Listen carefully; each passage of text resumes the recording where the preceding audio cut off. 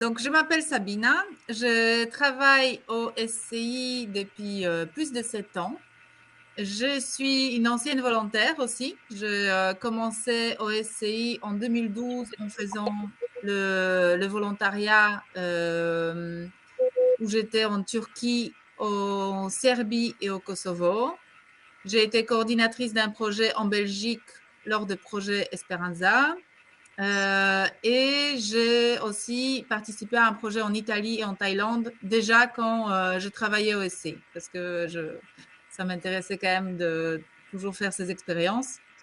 Et, je m'occupe principalement de la communication et de la mobilisation, donc tout ce qui concerne agir en Belgique aussi, après ou avant le volontariat. Et ce soir, oui, je prendrai le temps pour vous expliquer un tout petit peu plus sur l'association. Et je laisse Maxime se présenter. Voilà, donc moi c'est Maxime, je suis volontaire au SCI depuis 4 ans, je pense maintenant.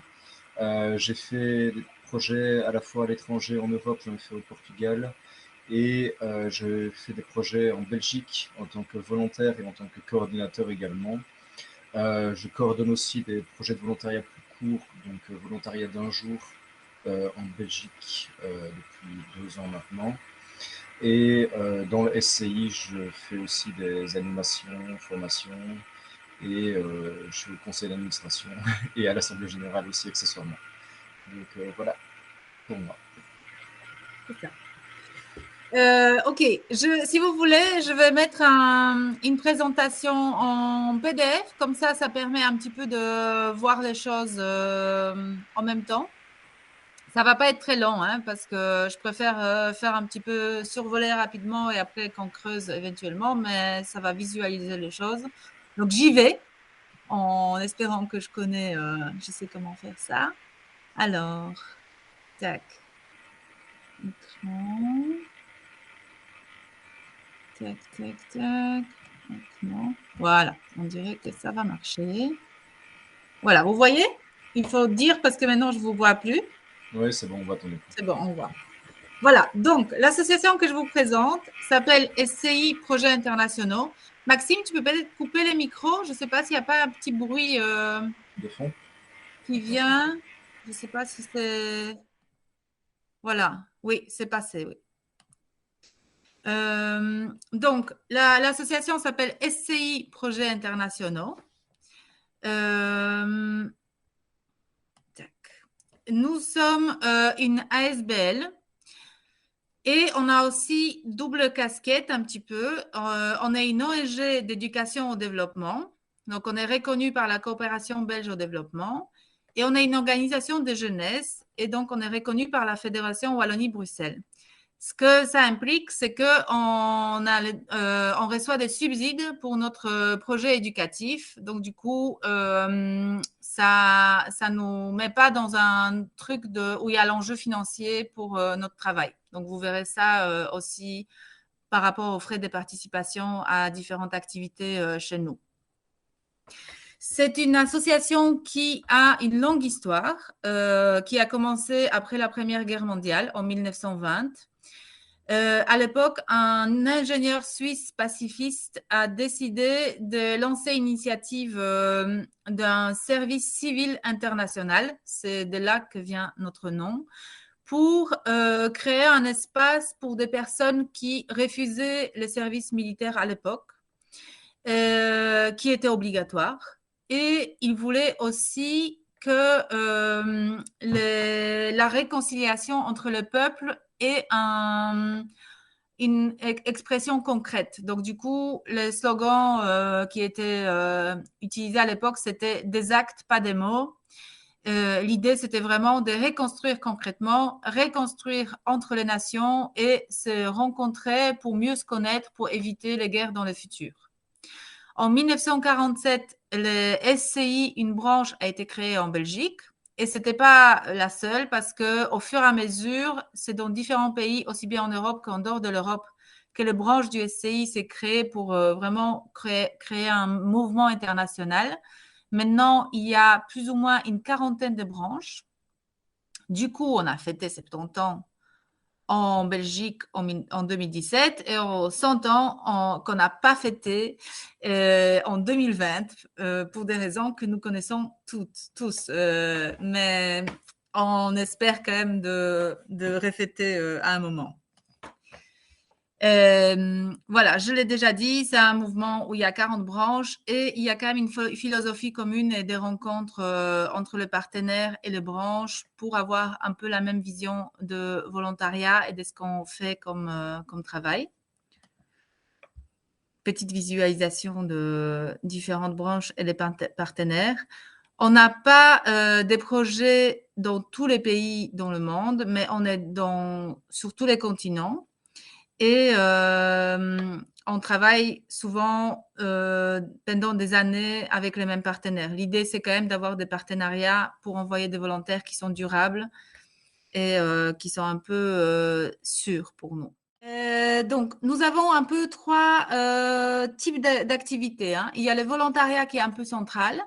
Il y a des formations et animations qui accompagnent les volontaires. Donc, les volontaires se préparent avec nous à partir qui font un point après leur retour. Et il y a des animations, ça c'est des activités qu'on fait dans les écoles pour parler des sujets qui nous tiennent à cœur et qu'on traite comme les inégalités mondiales, la transition écologique, la justice migratoire, par exemple. Et il y a la mobilisation citoyenne. Donc ça, c'est tout ce qu'on peut faire concrètement aussi en Belgique, autour de nous, pour un changement quand même social.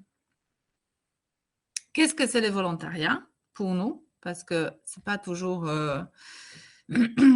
compris de la même manière par tout le monde.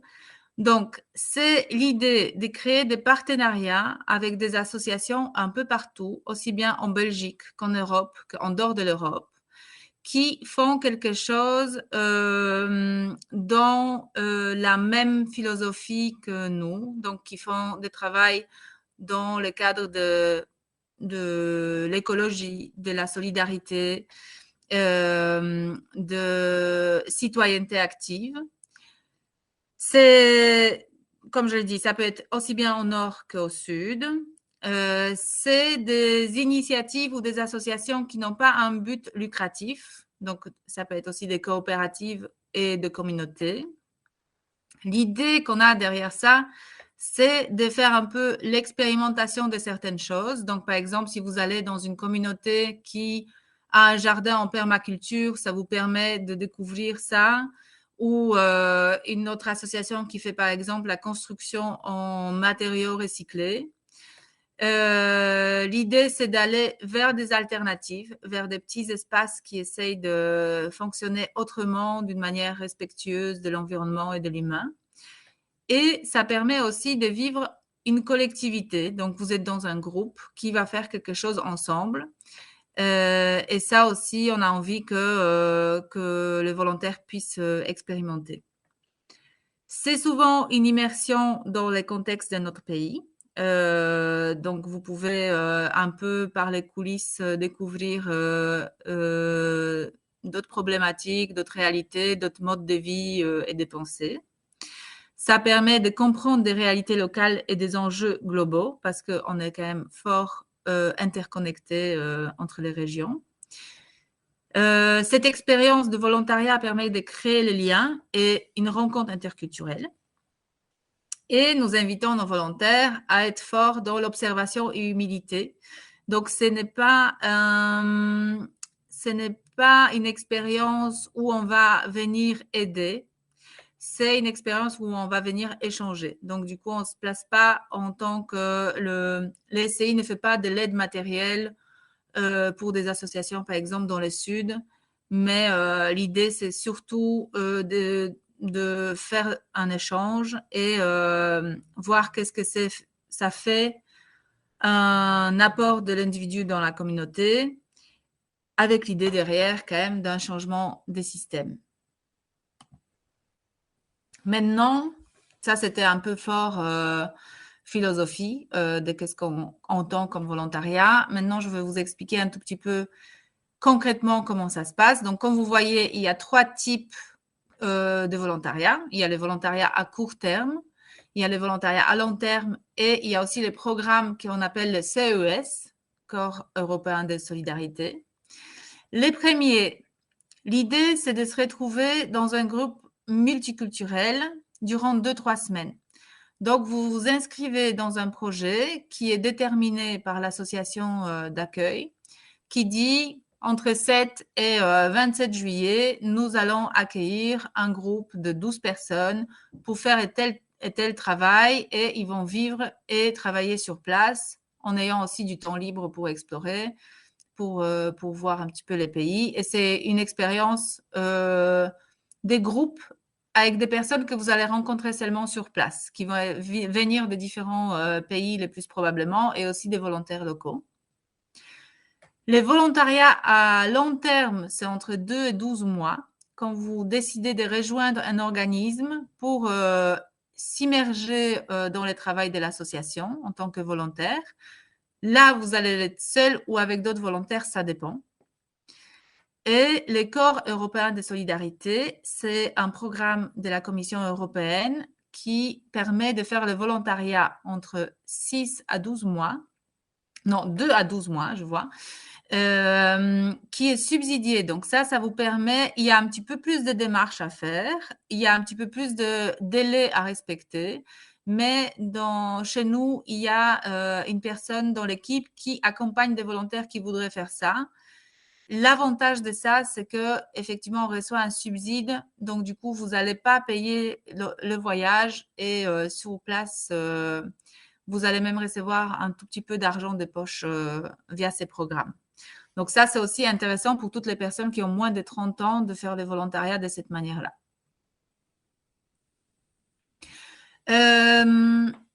Au SCI, c'est assez important pour nous que le volontariat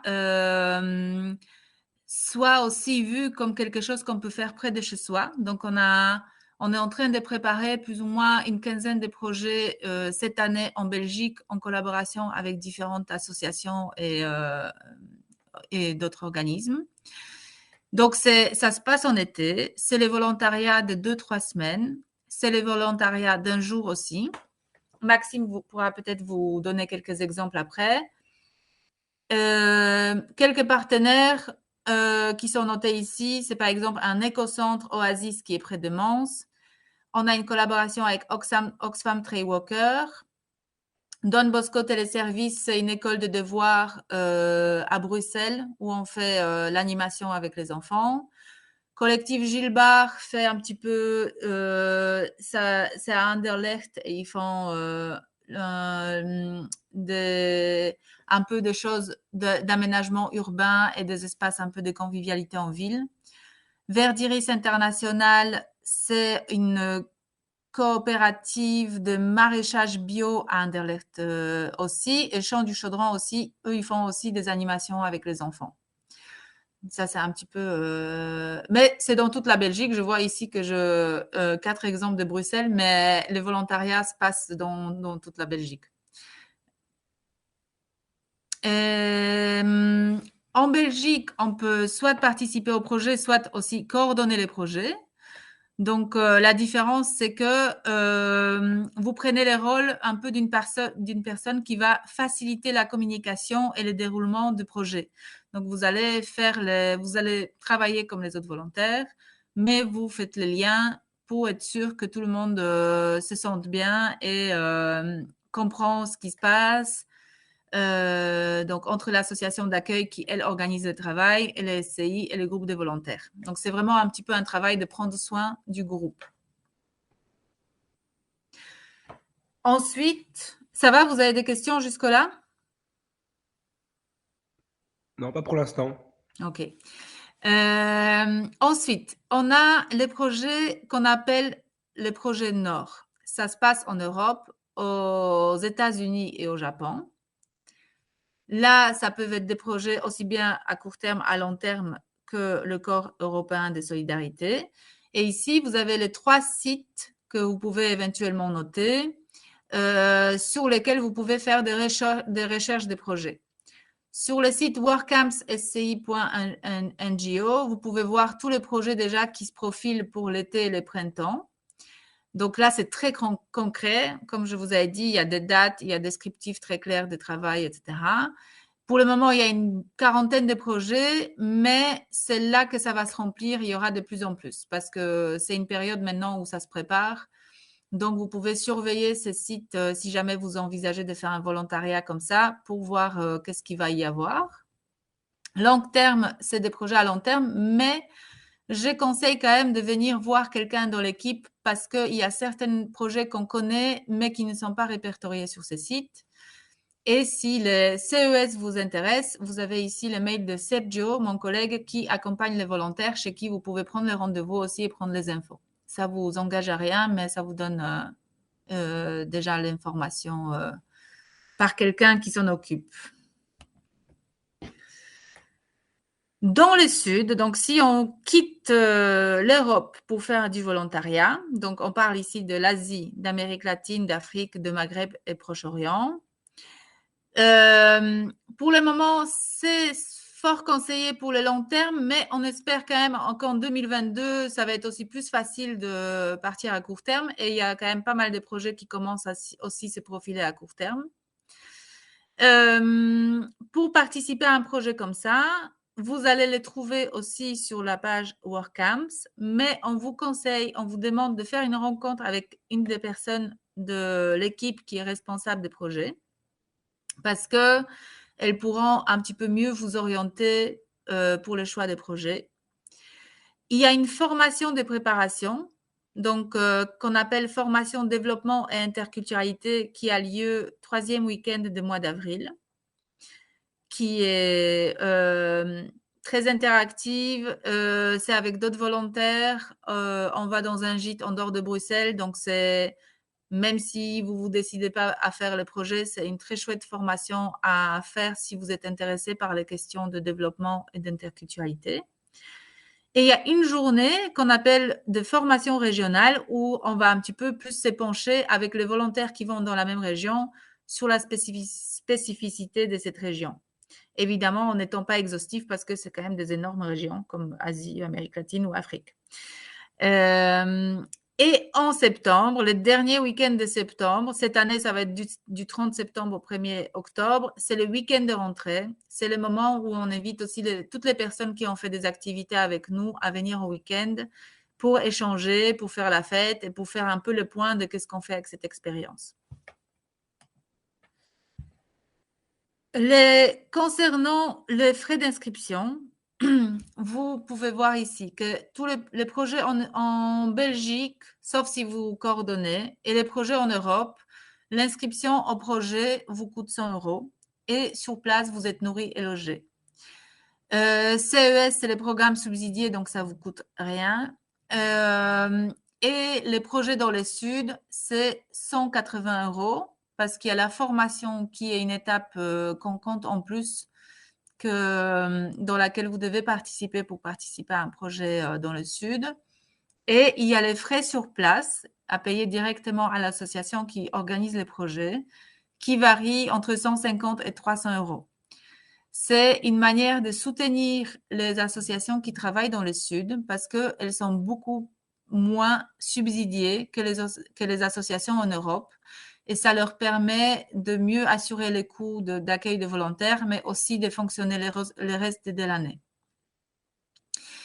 Et comme vous voyez sur les côtés, dans tous les projets, les volontaires sont nourris et logés par l'association partenaire et le voyage est toujours à la charge de volontaires. Formation, développement et interculturalité, j'ai un tout petit peu abordé. Donc, c'est une formation dans laquelle on se pose la question, c'est quoi le développement, le fameux développement? D'où viennent les inégalités? Comment gérer les chocs culturels? Et comment prendre le recul sur sa propre culture? Donc, c'est vraiment des éléments pour vous préparer un départ. Mais aussi, c'est ouvert à toutes les personnes qui sont intéressées par ça. Je vous donnerai la date après, il faut que je la confirme. Là, je quitte un tout petit peu la question de volontariat pour vous dire qu'il y a aussi d'autres espaces. J'ai presque fini la présentation, je suis vers la fin. Il y a d'autres espaces aussi qu'on organise en Belgique où les gens se rencontrent et des personnes qui veulent un petit peu agir sur la société. On appelle ça les collectifs du SCI et on organise des soirées pendant lesquelles on essaye d'apprendre ensemble sur les enjeux de la société de maintenant. Cette année, on parle beaucoup de la décolonisation, de tout ce que ça touche. L'idée, c'est de mieux comprendre, de débattre, d'apprendre et de désapprendre et savoir comment agir après ensemble pour contribuer à un monde plus solidaire. La prochaine rencontre, c'est le 3 mars. Ça va parler de féminisme et de colonisation. C'est à Bruxelles, à Ixelles, si jamais ça vous intéresse. Et on a aussi des groupes de personnes qui animent, donc qui participent dans les activités pédagogiques, un peu de pédagogie alternative, qui se forment aussi à l'animation et qui animent avec nous dans les écoles ou auprès des associations. Donc ça, c'est pour les personnes qui auraient une petite fibre pédagogique à explorer. C'est ouvert et on apprend beaucoup de choses là-dedans. Et voilà, pour la présentation un peu générale, c'est fini ici. Je vous laisserai tout à l'heure la place à des questions. Et vous avez ici notre site, le site avec les projets, notre compte sur Facebook et sur Instagram où il y a toute l'actualité. J'arrête le partage, je reviens parmi vous. Voilà, je suis là. Est-ce qu'on n'a pas perdu tout le monde entre-temps? Est-ce que vous êtes là? Ça va. Ça va, j'ai essayé d'être brève. Bien, merci. Est-ce qu'avant que Maxime parle un petit peu de son expérience à lui, vous avez des questions en particulier par rapport à ce que je dis? Moi, j'ai Oui. une question par rapport aux frais de participation, parce que je suis déjà parti faire du volontariat, notamment avec le SVI, et je sais qu'en fonction des projets, les frais de participation pouvaient parfois changer assez fort. Et donc, je voulais savoir si ici, les frais étaient uniques par rapport si on part au nord ou au sud, ou si ça pouvait varier aussi en fonction du projet. En fait, au nord, vous allez pas avoir de frais en plus. Au nord, c'est vraiment, vous payez, donc quand vous partez en Europe, aux États-Unis, au Japon, dans 95% des cas, vous allez payer 100 € et c'est tout. Il n'y a pas de frais de participation sur place. Et vous êtes nourri et logé. Donc ça varie pas beaucoup. Parfois, il y a une association quelque part qui demande 25 € parce qu'elle veut organiser une activité en plus pour les volontaires, mais c'est rare.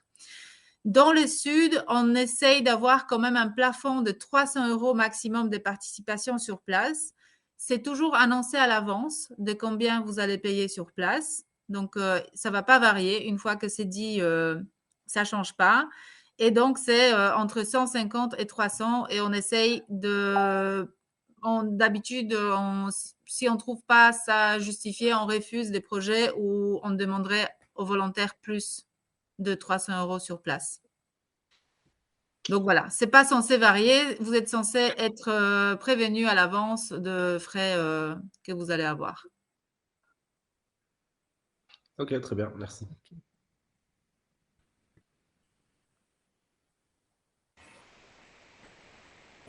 Ok, Maxime, c'est à toi. C'est parti alors. Ouais. Donc du coup, j'ai vérifié la date vu que j'avais un doute. Ça fait bien depuis 2018 que je suis là.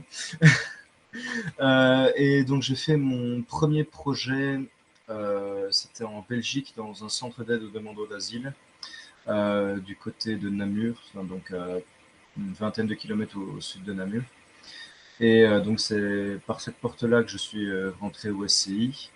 Et donc c'était un projet qui consistait en des animations et simplement de l'accompagnement et du partage avec les demandeurs d'asile qui étaient sur place. C'était un projet de 2 semaines et j'ai tellement aimé le projet que l'année suivante, j'y suis retourné en tant que coordinateur. Et donc, le premier projet que j'ai fait à l'étranger, c'était au Portugal. C'était un projet qui était organisé par une association sur place qui est, je pense, un partenaire. Enfin, il n'y a pas de SCI, SCI Portugal, mais c'est un partenaire qui travaille régulièrement avec le SCI. Et ils font régulièrement des activités, des projets dans la conservation de la nature et protection de l'environnement. Et là, le projet consistait en la modification d'un terrain qu'ils avaient obtenu par la commune, par la municipalité sur place, afin de le transformer en réserve naturelle. Et donc pour ça, il fallait d'abord dégager l'espace qui était rempli de plantes invasives, et notamment des eucalyptus. Je ne savais même pas que c'était une plante invasive. Et donc on a travaillé là-bas, donc on a dégagé tout le terrain pour après pouvoir le réaménager. Et on a replanté. Et d'ailleurs, on a eu les photos il n'y a pas longtemps. C'est magnifique cette place maintenant. Et donc, le projet était là-bas aussi sur 2 semaines. Et c'était donc dans le nord du Portugal, juste à côté de Porto. Pour les projets suivants, donc il y a, comme je l'ai dit, le projet dans le centre d'aide aux demandeurs d'asile que j'ai refait l'année suivante en tant que coordinateur, de nouveau au même endroit. Et après ça, donc c'était l'année dernière, pas l'été qui vient de passer, mais l'été d'avant, j'ai coordonné un autre projet du côté de Rochefort sur l'archéosite de la Malagne. Et ce projet de volontariat-là, c'était un aspect plutôt historique et patrimoine. Et donc là-bas, on a appris comment vivaient les gens à l'époque. C'est sur l'époque gallo-romaine. Et on a construit un abri avec les techniques je vais dire d'architecture, mais de construction donc, de l'époque. Donc là, en l'occurrence, c'était une sorte de torchis. Enfin, on a appris les différentes méthodes et on les a appliquées. Voilà pour les projets court terme de 2 semaines. En ce qui concerne, enfin d'abord, avant que je passe sur les volontariats d'un jour, est-ce que vous avez des questions par rapport au projet en tant que tel? Ok, ok.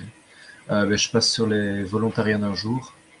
Donc les volontariats d'un jour, c'est assez nouveau, mais dans l'idée, c'est permettre à des personnes qui ne savent pas spécialement, qui n'ont pas spécialement le temps de partir sur 2 semaines, de quand même pouvoir s'investir comme ça en one shot. Je sais venir à ce moment-là, ok, go, j'y vais. Et sur les différents projets que j'ai pu faire, donc il y en a un qui consistait à l'assistance portée au centre culturel de Schaerbeek sur un événement ponctuel. Donc ils avaient fait un événement à la sortie du confinement pour relancer toute la vie culturelle dans la commune de Schaerbeek.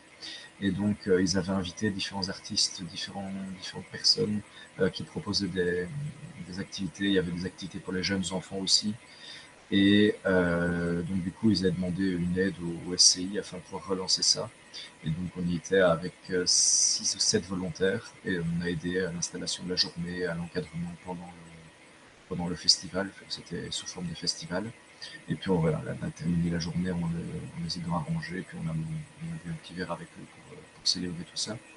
Et le deuxième projet, donc je l'ai refait l'année d'après, mais ce coup-ci, ils avaient organisé un tournoi de basket. Et donc, on avait aussi aidé à l'encadrement du tournoi. Et le deuxième projet différent que j'avais fait, c'était suite aux inondations qu'il y a eu dans la province de Namur et du Luxembourg. Le centre archéologique de Namur a subi des gros dégâts, notamment tout leur matériel s'était retrouvé inondé et abîmé par la boue. Et donc, ils ont demandé le support du SCI afin d'aider au nettoyage et au rangement, au réétiquetage de tous les objets qu'ils avaient récupérés. Parce que ça prenait vraiment un temps monstrueux. Ils avaient des hangars remplis, des piles à hauteur d'homme, sur 3 ou 4 hangars dans une ancienne caserne. Et donc on était allé là-bas pour faire ce que j'aime bien, donc nettoyer, étiqueter, ranger et apporter un soutien matériel. Donc voilà pour les volontariats d'un jour en ce qui concerne mon expérience dans les projets. Donc, comme vous voyez, c'est très varié les projets en fait. C'est aussi bien des projets qui sont un peu sociaux, des projets qui sont culturels, des projets qui concernent le patrimoine. l'écologie, etc. Donc, il y a vraiment de types de projets très variés. Voilà, parce qu'il n'y a pas un seul type de choses dans lesquelles il faut des volontaires. Donc, vous pouvez voir aussi, quand vous allez faire le tour sur WordCamps, la variété des projets. Et de mon point de vue, c'est souvent plus intéressant de vraiment regarder les projets en particulier qui vous attireraient que, par exemple, se fixer sur un pays que vous voulez voir. Après, évidemment, peut-être on peut avoir une envie particulière d'aller quelque part, mais moi, je sais que je voulais au début aller en Asie et j'ai fini en Turquie, en Serbie et au Kosovo et j'étais très, très heureuse de ça et c'était une belle découverte aussi. Et quelque part, peu importe où on va, même en Belgique, c'est une expérience quand même fort qui nous sort de soi, en fait, même si ça se passe en Belgique. À mon avis, Maxime peut le confirmer. Je confirme, étant donné que j'ai encore des contacts avec des volontaires de mon premier projet en 2018.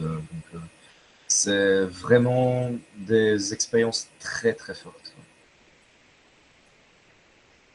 Voilà. Est-ce que vous avez des questions ou des réactions?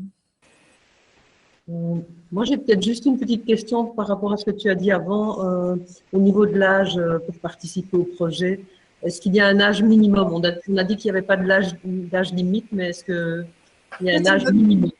C'est une bonne question, oui. Donc, en fait, pour participer aux projets qui sont dans le Nord, l'âge minimum, c'est la plupart du temps 18 ans. Mais il y a certains projets en Belgique ou en Europe qui accueillent les volontaires à partir de 16 ans. Je ne sais pas s'il y a quelqu'un qui est concerné par moins de 18 ans ici parmi vous. Mais tout à l'heure, il y avait Charlotte qui était là, elle avait 16 ans, c'est pour ça qu'elle n'est plus là. Oui, mais il y a quelques projets toujours qui sont à partir de 16 ans. C'est des structures qui ont l'habitude d'accueillir les mineurs. Donc, du coup, quand on fait la recherche sur le site WordCamps, il y a un endroit où on peut faire les critères des recherches et on peut cocher projet 16 ans. Et comme ça, on verra les projets qui sont pour les mineurs. Et après, dans le sud, la plupart des temps, on demande d'avoir 20 ans avant de partir. Parce que c'est quand même un voyage qu'on entreprend, même si on va vers une structure, mais il y a la démarche quand même de faire le voyage tout seul, d'arriver sur place, même si dans beaucoup de pays aussi, ils viennent chercher, etc. C'est encadré, mais ça exige quand même une certaine, selon les pays évidemment. On a des partenaires qui sont plus ou moins à être plus pool avec le volontaire, mais ça exige oui, d'avoir cette démarche de partir tout seul, quoi. Donc, c'est à partir de 20 ans, même si c'est arbitraire comme âge où on considérait qu'on est déjà grand. Donc, voilà. Oui, j'ai aussi une question. Moi, personnellement, je viens de terminer mes études ici en février et pour le moment, je cherche de l'emploi, mais vu que je sais bien qu'à mon avis, ça ne va pas venir tout de suite, j'aimerais bien vraiment me lancer dans l'aventure. Et voilà, c'est pour voir si... j'ai regardé un peu sur le site. Moi, je suis dans l'éducation physique, donc j'avais vu qu'il y avait un projet pour plus cibler sur le sport en Afrique du Sud. Et en fait, c'est pour voir un peu qui je peux contacter pour vraiment un peu m'aiguiller dans le choix de volontariat et pour les démarches concrètement.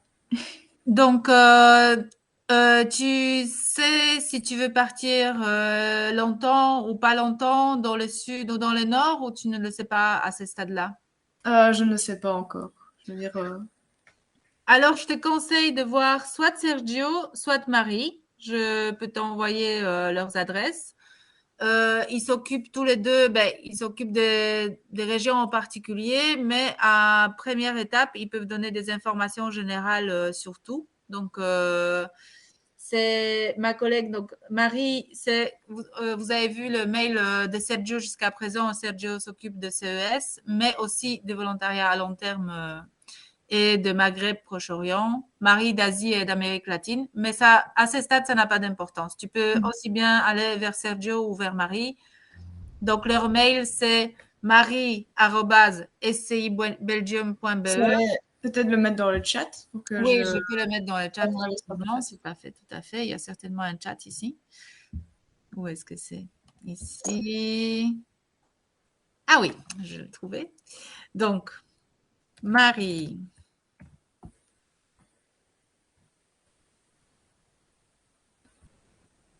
C'est correct. Sergio. Non, Sergio, oui, je le remets. Hein. Sergio@scibelgium.be. Voilà. Et si tu veux, tu peux aussi appeler au bureau pour soit déjà poser des questions. C'est 738, c'est ça. Soit déjà poser les questions, soit pour prendre le rendez-vous ou écrire le mail. Ça dépend avec quoi tu es plus à l'aise. Et prendre le rendez-vous. De nouveau, ça t'engage à rien et ils peuvent effectivement un petit peu t'orienter et te dire quel type de projet est possible et qu'est-ce qui correspondrait le mieux à toi. Parfait, merci. Voilà, voilà. D'autres questions? Oui, vas-y. J'entends pas, ton micro est coupé. Il faut que tu branches ton micro, oui. Non, non, il faut un petit... Oui, voilà. Ok, actuellement, vous m'entendez? Oui. Voilà, salut tout le monde. Salut. Voilà, je m'appelle Saleh Ben Arab. Je suis de nationalité algérienne. Voilà, j'ai déjà vécu des expériences avec le SCI France. J'ai déjà participé dans un chantier écologique en Tunisie. Un autre aux îles de Baliar dans le cadre de restauration d'un site archéologique, des ruines talaïotiques qui remontent à 3000 ans. On a eu l'occasion quand même de découvrir le site et le mettre en découverture. Et avec même des spécialistes, on a aidé à faire des excavations, etc. Pendant une période de 17 jours. Cela, vraiment, c'est le SI France qui m'a vraiment ouvert les portes pour participer à cet agréable moment et de rencontrer d'autres personnes de partout dans le monde. Et surtout, moi, sincèrement, je n'ai pas eu vraiment l'occasion de participer tout le temps. Juste, je consacre mes congés pour partir ailleurs et porter mon temps libre, une énergie supplémentaire pour le monde de la paix et à véhiculer la paix à travers le volontariat. Cette année, j'envisage quand même de refaire cette expérience avec le SI Switzerland. Je suis en train de rechercher encore une opportunité. Actuellement, je m'intéresse à deux opportunités, deux chantiers dans le cadre écologique avec le SI Switzerland. Mais j'ai envoyé ma candidature à SI France. Je ne sais pas moi, j'attends leur réponse actuellement. Mais ils vont essayer de se collaborer pour en finir avec l'inscription. Voilà, ça m'a fait énormément plaisir de partager avec vous cet agréable moment. C'est pour la première fois que je participe à ce webinaire avec l'organisation SCI qui m'a ouvert les portes envers le monde extérieur et pour une raison de paix. Voilà, ça me touche vraiment le SEO. Et comme aussi j'ai participé à la bibliothèque humaine de mobilité j'ai eu l'occasion de raconter mon histoire aux lycéens en Hauts-de-France. Voilà, je suis revenu dans mon pays. Actuellement, je travaille et je profite encore la chance prochainement, pendant l'été prochain, si j'aurai encore cette chance. Chouette. Salutations. Merci. Merci beaucoup. Voilà, juste voilà, portez-vous bien alors. Je vous remercie d'avoir expliqué tout ça à l'ensemble et de m'avoir quand même. C'est très intéressant d'avoir expliqué comment faire un volontariat, etc. Et j'espère que ce genre de webinaire se répète On espère encore aussi. une autre fois. Salut. Salut, merci, Merci hein. Bye beaucoup. bye. Beaucoup. Salut. Frédéric. Oui, voilà, donc j'avais encore une question.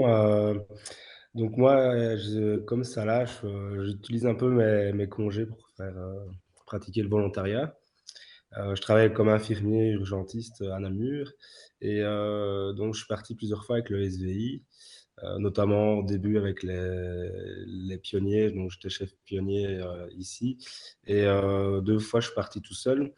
Mais les 2 fois, en fait, je me suis plutôt retrouvé dans un projet de volontourisme que de volontariat, ce que j'attendais pas vraiment. En fait, certaines personnes, ça leur plaît de faire du volontourisme. Moi, c'est pas du tout dans mes envies.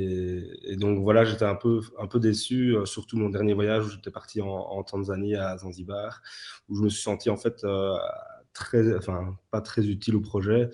Et voilà, donc je voulais savoir un petit peu par rapport au SCI, si vous faisiez fort attention justement pour ne pas que vos volontaires se retrouvent justement dans ce genre de faux projets de volontariat. Et donc voilà. Mhm. Oui, je pense qu'on en parle moins on y travaille quand même concrètement pour que ça n'arrive pas, parce que il y a une dimension de volontourisme qui est très facile à dénoncer et très facile à éviter, qui est genre le projet où on paye 2000 €, on va construire un puits ou des trucs comme ça. C'est assez facile à décrypter, mais après, il y a pas mal de mécanismes de volontourisme qui peuvent se retrouver un peu partout et les associations ne sont pas non plus à l'abri parce que c'est quand même un système qui est fort imbriqué, quoi. Donc, nous, je sais ce qu'on fait pour éviter ça. On essaye vraiment d'avoir Déjà, on fonctionne en mouvement de SCI. Donc, du coup, on a des branches dans 40 pays. On a des réunions communes pour veiller quand même à la qualité des projets et au fait, justement, qu'ils ne servent pas à des intérêts financiers. Parce que ça peut aussi arriver, certains partenaires qui vont proposer les projets où ils vont demander effectivement des frais aux volontaires supplémentaires ou que le travail est effectivement un peu inventé. Donc, on est très attentif. C'est pour ça aussi, c'est important pour nous, par exemple, les week-ends de rentrée et que les volontaires nous donnent les feedbacks après les projets pour qu'on puisse évaluer si le partenariat est vraiment pertinent ou pas. Et on essaye de ne pas reconduire les projets où on a eu un mauvais feedback. Par exemple, on avait longtemps, il y avait un partenaire qu'on avait en Islande et on avait quand même des doutes par rapport à ces projets parce qu'il était relativement cher et il se passait en Europe. C'était quand même quelques centaines d'euros pour un projet en Islande. Normalement, ça ne se fait pas en Europe. Et on a eu le volontaire qui nous a aussi dit à un moment, ça va pas, c'est un truc où on fait des photos, on n'est pas spécialement encadré. C'est le SEEDS. Oui, c'est les SEEDS. J'y suis Et allé aussi.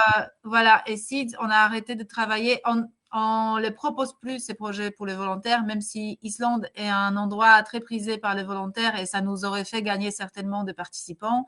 Mais on a décidé que les projets trop légers par rapport à ce qu'ils proposent, trop chers Et donc voilà, donc on essaye vraiment on a des réunions quand même internationales dans le mouvement pour évaluer les projets et pour se partager les feedbacks des volontaires. Et les feedbacks des volontaires est quand même assez crucial. Et avec les feedbacks des volontaires, parfois on renégocie des choses avec les partenaires et parfois on arrête un partenariat. Donc bah voilà. Après, on est lucide, on n'est pas à l'abri, on n'est pas complètement parce que vraiment les choses sont complexes. Hein, les relations nord-sud surtout, c'est assez complexe. Donc il peut toujours y avoir quand même un rapport de force qui est inégal, un rapport d'inégalité et des inégalités financières qui est déséquilibré. Donc, on ne se positionne pas comme modèle, mais on est très conscient des problèmes et on essaye d'être attentif à ça et de ne pas proposer aux volontaires des projets volontouristiques. Ok, très bien. Et j'avais encore une autre question. J'envisage peut-être de faire une pause carrière et notamment de pouvoir partir également sur un projet de volontariat. Pour les projets à long terme, est-ce qu'il est envisageable de faire, par exemple, deux projets, donc par exemple un de 6 mois et un autre de 6 mois ou... Ouais. Tout à fait, oui. En fait, tu vois, quand tu rentres dans les trucs comme CES, c'est un petit peu plus cadré, cadenassé comme projet, etc. Bien que aussi, c'est des projets qu'on peut arrêter si ça se passe pas bien, etc. Mais tu peux tranquillement, avec les différents partenariats qu'on a, tu peux choisir, oui, tu peux faire un projet et puis envisager de faire un autre projet. Il y a pas c'est vraiment le dialogue entre toi et les partenaires pour se mettre d'accord, que ça convient aux deux et t'as pas une limite, imposée par quelqu'un. Ok, très bien, merci. Pour long terme, du coup, tu peux contacter, non, tu peux contacter aussi qui tu veux, en fait, dans l'équipe. Aussi bien Sergio que Marie. Il y a aussi Marjorie, mais Marjorie, pour le moment, elle s'occupe de projets en Afrique. Et elle a beaucoup de candidats, donc elle est assez submergée parce que, contrairement à d'autres régions, on ne sait pas pourquoi exactement, pourquoi les gens. Mais c'est aussi Covid qui a fait un petit peu que ça c'est un petit peu plus compliqué, davantage pour aller en Asie, en Amérique latine qu'en Afrique, étonnamment. Donc du coup, mais il y a aussi ma troisième collègue. Si jamais ce serait clair que vous voudriez aller en Afrique, c'est Marjorie. Je vous note qui est ma collègue qui peut vous accueillir et vous donner des infos. Belgium.